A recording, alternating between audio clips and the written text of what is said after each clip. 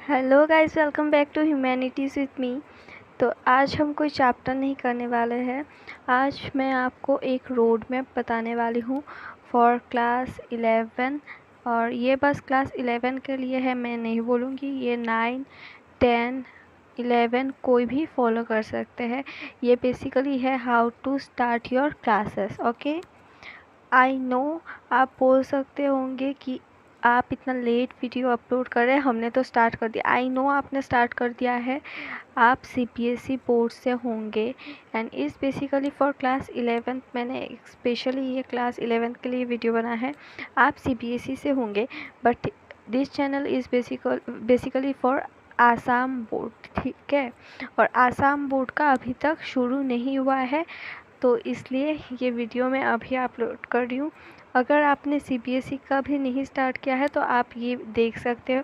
अगर आपने स्टार्ट कर दिया है फिर भी देख लीजिए, आपका बहुत हेल्प मिल जाएगा आपको इस वीडियो से।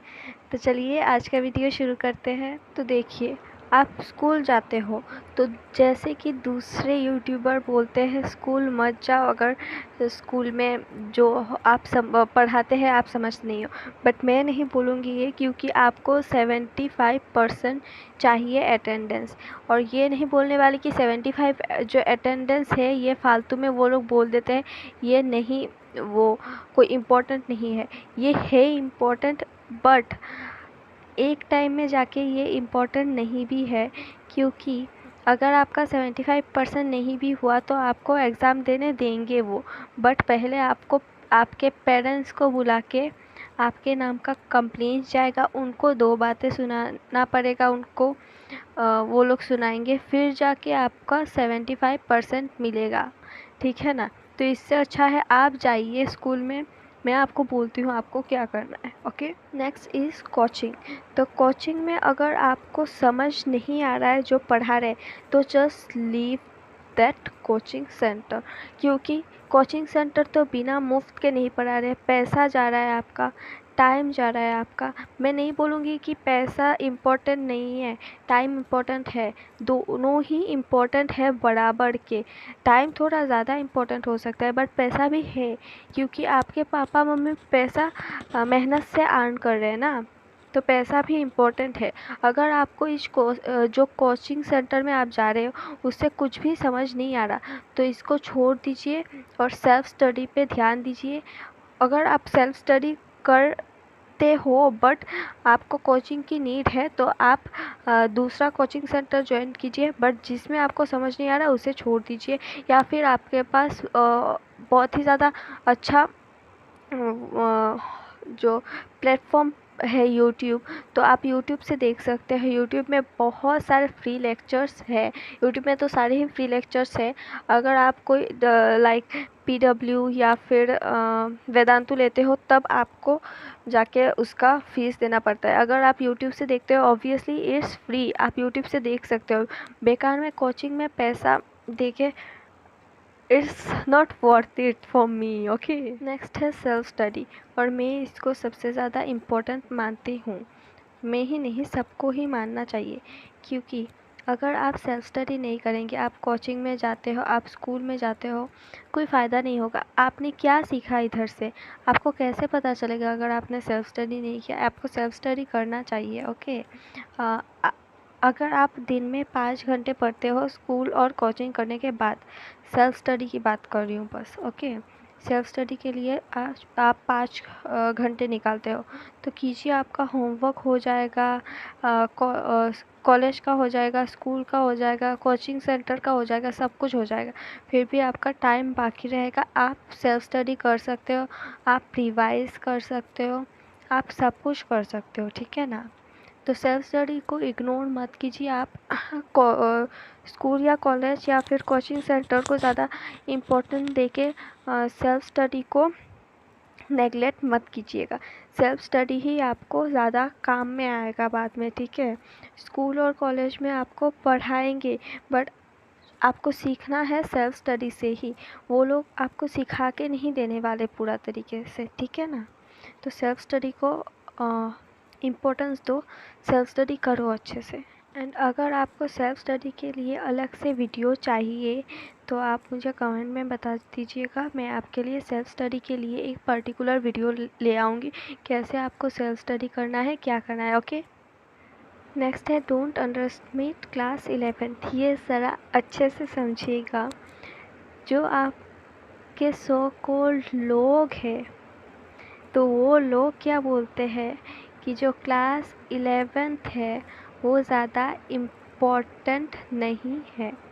आप क्लास 11 बहुत ही ज़्यादा इजी है, बट ये मिथ है एक, ये बिल्कुल भी सच नहीं है अकॉर्डिंग टू मी, ठीक है ना।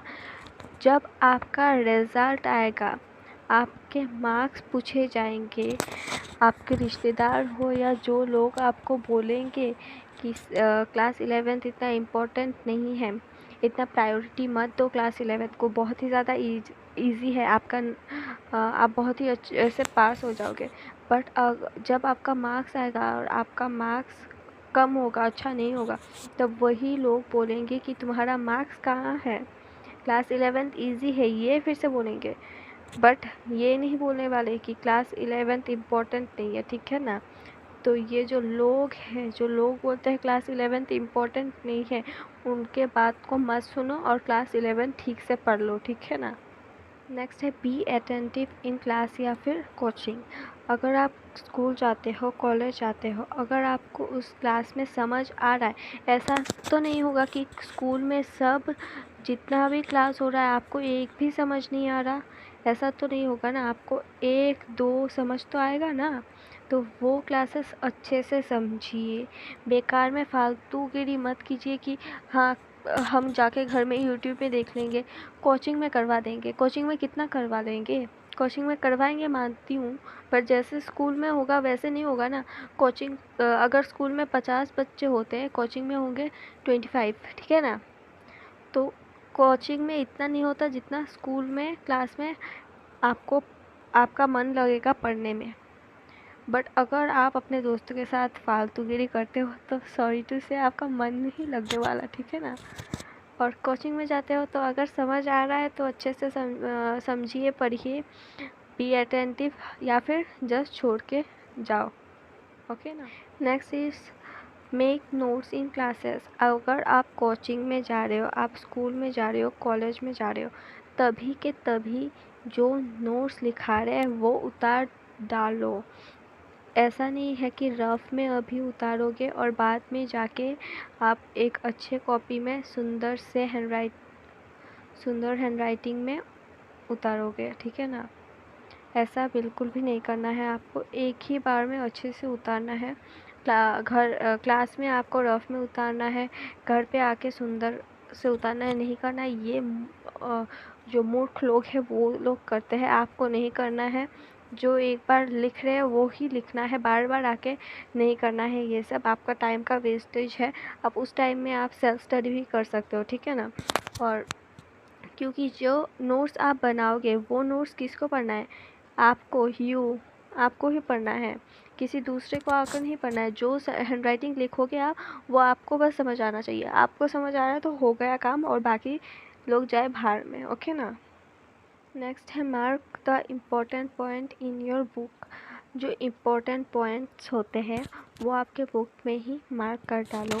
बट मार्क करने का मतलब ये नहीं है कि हाइलाइटर से मार्क करो। टू बी ऑनेस्ट, मैं भी हाइलाइटर यूज़ करती थी, बट यू शुड नॉट। क्योंकि अगर आप एक बार हाइलाइटर आपके हाथ में आता है, तब आप पूरे बुक को ऐसे ऐसे करके ख़त्म कर देते हो। अगर वो इम्पोर्टेंट हो या ना हो, तब आपको सब इम्पोर्टेंट लगने लगता है जब आपके पास हाइलाइटर आ जाता है। हाइलाइटर से बस जो एक लाइन अगर आपको मिल गया, बहुत ही ज़्यादा इम्पोर्टेंट है, जो सर भी बोल रहे इम्पोर्टेंट है, उसे ही मार्क करो ना। और हाइलाइटर का ज़रूरत भी नहीं है, आप पेंसिल यूज़ कर सकते हो। पेन भी यूज़ मत करो, बुक गंदा लगता है। पेंसिल यूज़ करो। अगर वो इम्पोर्टेंट है तो उसमें स्टार मार्क दे के रखो, ज़्यादा इम्पोर्टेंट है। हाइलाइटर यूज़ करने की ज़रूरत नहीं है ना, क्योंकि हाइलाइटर से आप पूरे बुक को मार्क कर देते हो, फिर गंदा लगता है। आपको जब एग्ज़ाम आता है तब आपको समझ नहीं आता कि कौन सा इम्पोर्टेंट है, पूरा बुक में ही हाईलाइट क्या होता है। तो नेक्स्ट पॉइंट मैंने पहले ही बोल दिया है, don't highlight complete book with highlighter rather than use pencil. फिर है आस्क डाउट। जो आपके कोचिंग सेंटर में या फिर स्कूल में जो आपका डाउट हो वो वहीं पूछ डालिए। डरिए मत कि बहुत 50 बच्चे हैं, वो लोग क्या सोचेंगे, आपको नहीं आता, ये सब मत सोचिए। मैं आपसे फ्रैंकली होके बात कर रही हूँ। आप सोच रहे हो कि मेरा क्रश है स्कूल क्लास में, वो क्या सोचेगा, मेरे को नहीं आता, नहीं मुझे नहीं पूछना। आपका डाउट है आप पूछिए। आप ये मत सोचिए कि क्रश क्या बोलेगा, क्लासमेट क्या बोलेंगे, ये सब कुछ मत सोचिए। जो डाउट है आप पूछ डालिए। मैं आपको लिख के दे सकती हूँ। जो आपका जो डाउट होगा वो बाकी अगर 50 बच्चे हैं तो 10 बच्चों का सेम डाउट तो ज़रूर होगा। क्योंकि मेरे साथ भी होता था कि मेरे को एक चीज़ में डाउट होता था, मेरे को भी बहुत ज़्यादा शर्म आता था ये सब पूछने में, डाउट एंड ऑल। फिर डाउट नहीं पूछती थी मैं, और कुछ टाइम बाद सेम डाउट और एक बच्चा पूछ रहा होता है। मतलब जो डाउट आपको होगा वो दूसरे बच्चों को भी होंगे, इसलिए आप शर्माइए मत। अगर आप एक डाउट पूछ रहे हो तो आपकी तरह बाकी जो शर्माते हैं उनका बहुत ज़्यादा मदद हो जाएगा, ठीक है ना। स्टॉप रट्टाफिकेशन। जो क्लास 11th में है एंड मेरा जो चैनल है वो ह्यूमैनिटीज़ के लिए है, मतलब कि आर्ट्स के स्टूडेंट्स के लिए है, ठीक है ना। तो जो आर्ट्स के स्टूडेंट होते हैं, ह्यूमैनिटीज़ के स्टूडेंट्स होते हैं, वो लोग को लोग बोलते हैं कि तुम रट्टा मार लो, रट्टा मार लो, आपका एसएससी है, मतलब डिवाइडेड है, तो हिस्ट्री है, पॉलिटिक्स है, इकोनॉमिक्स है, आपको बोला जाता है रट्टा मार लो, बहुत आसान होगा। बट आई विल से कि रट्टा मत मारो। रट्टा ना मार के आप समझिए टॉपिक को, जो टॉपिक होगा उसे समझ के लिखिए, तो आप ज़्यादा लिख पाएंगे और वो ज़्यादा क्रिएटिव होगा, ठीक है ना। जो आप रट्टा मार के जो आप लिखेंगे वो अगर 5 पॉइंट हुआ तो आप ज़्यादा से ज़्यादा 3 पॉइंट लिख सकते हो, और जो 2 पॉइंट होंगे वो आप भूल जाएंगे। अगर आप टॉपिक को समझ के लिखेंगे तो 5 क्या और ज़्यादा भी पॉइंट्स आप लिख सकेंगे, ठीक है ना। तो रट्टा मारना बंद कर दो आपसे। जो टॉपिक है वो समझो और समझ के लिखो। ये मत सोचो, लोग बोलते हैं कि आर्ट्स है, ह्यूमैनिटीज़ है, तो इसका काम ही है रट्टा मारना। नो, लोगों का मत सुनो अब से, ठीक है ना। तो नेक्स्ट है कि मोर रिवाइज। तो रिवीजन ज़्यादा से ज़्यादा कीजिए, ठीक है ना। अगर आप स्कूल जाते हो या फिर कोचिंग जाते हो, जो आपका टॉपिक करवाएंगे उसका घर में आके एक बार रिवीजन करो, और रिवीजन करने के बाद जो टॉपिक्स होंगे, नोट्स होंगे, अगर इधर नोट्स होगा इसके ऊपर आर लगा दो और यह बंद करके रख दो। फिर अगर आपका फिर से आप कुछ दिन के बाद भूल गए तो नेक्स्ट दिन वो ओपन करो और अच्छे से एक बार रिवीजन करो, आर के ऊपर एक टिक लगा दो, ओके। और फिर जो टेस्ट होगा कॉलेज में, स्कूल में, कोचिंग सेंटर में, तो आप वो जो नोट्स होंगे वो पढ़ के जाइए। मैं लिख के दे सकती हूँ कि आपको सब याद होगा, आप फोड़ के आएंगे पेपर, ठीक है। Make mind map for every subject. Every मतलब ईच एंड एवरी सब्जेक्ट के लिए माइंड मैप बनाइए। माइंड मैप का मतलब ये नहीं है कि जो एक एक लाइन है बुक का वो आप उतार डालो, नहीं। और माइंड मैप का मतलब ये भी नहीं है कि लिख दिया थोड़ा थोड़ा, ये एक लिख दिया, ये एक लिख दिया, ऐसा नहीं है। जो इम्पोर्टेंट पॉइंट है, जो आना है वो ही उतारो माइंड मैप में। पूरा सब कुछ उतारने की भी ज़रूरत नहीं, और ये छोटा छोटा उतारने की भी ज़रूरत नहीं है। जितना चाहिए उतना सब उतारो, ताकि आप जब एग्ज़ाम हो, आप रिवाइज़ करो, तब आपका रिवाइज़ काम में आए, ना कि जो पूरा एक एक लाइन पढ़ना पड़े, ऐसा नहीं होना चाहिए, ठीक है। और ऐसा माइंड में बनाइए जो आपका शॉर्ट में हो, एटलीस्ट 3 पेज में तो आपका आ जाना चाहिए। और ऐसा नहीं होना चाहिए कि उसमें कुछ भी ना हो, बस फालतू में आपने लिख के भर दिया है, ठीक है। इम्पोर्टेंट पॉइंट्स उठाइए और माइंड मैप में डालिए, ठीक है। क्योंकि जब आपका एग्ज़ाम आता है तब आप क्या करते हो, तब आप यूट्यूब से देखते हो, ठीक है, तब आप यूट्यूब से देखते हो, बट देखते हो क्या, one shot. Okay, one shot देखते हो, वो भी पूरा नहीं देखते हो, 2x के स्पीड में देखोगे, क्योंकि आपका एग्ज़ाम सामने है, आप नर्वस हो जाते हो, आपको बाकी सब्जेक्ट भी कंप्लीट करना है। अगर आपके पास माइंड मैप होता है तो ज़्यादा से ज़्यादा 15 मिनट लगेगा आपको एक माइंड मैप को पढ़ने में, 15 मिनट भी नहीं लगेगा अगर आपने पहले से ही माइंड मैप पढ़ रखा हो। बस आपको 5-10 मिनट में सब हो जाएगा, ठीक है। तो माइंड मैप बना लीजिएगा सब सब्जेक्ट का।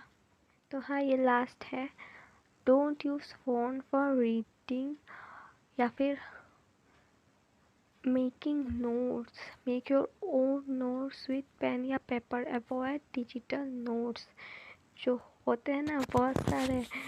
लाइक आप अपने सीनियर को देखेंगे, लाइक मेडिकल स्टूडेंट्स या फिर JEE के स्टूडेंट्स, वो लोग पैड में नोट्स बनाते हैं, डिजिटल नोट्स होते हैं। वो सीनियर्स है भाई, बहुत ज़्यादा सीनियर्स है, आप ये सब मत कीजिए। आप पेन या पेपर लीजिए, और उनका टाइम का भी शॉर्टेज होता है थोड़ा, ठीक है ना। आप पेन और पेपर लीजिए, और पेन और पेपर से खुद का नोट्स बनाइए। ऐसा भी नहीं करना है कि फ्रेंड्स का नोट्स ले आए और उसमें से लिखे जा रहे हो, कुछ समझ नहीं आ रहा, फ्रेंड्स ने लिख दिया एक वर्ड गलत, फ्रॉम को फॉर्म लिख दिया आपने, वो भी लिख डाला। ऐसा नहीं करना है, खुद का बनाओ, खुद का बनाना है तुमको, ठीक है। Yes guys, I hope the video was helpful for you. I was not really rude to you, but समझिए यार, अब 11th में आ गए हो, थोड़ा तो समझना चाहिए ना कैसे पढ़ना है कैसे नहीं। तो यस, अगर आपको वीडियो अच्छा लगा हो तो don't forget to like, share, subscribe and comment down below अगर आपको अच्छा लगा हो। और सब्सक्राइब के साथ साथ बेल आइकन भी हिट कर दीजिएगा, ताकि आप मेरे नए से नए वीडियो के साथ अपडेटेड रहे। तो मिलते हैं बहुत जल्द और एक नए वीडियो के साथ, तब तक के लिए बाय बाय।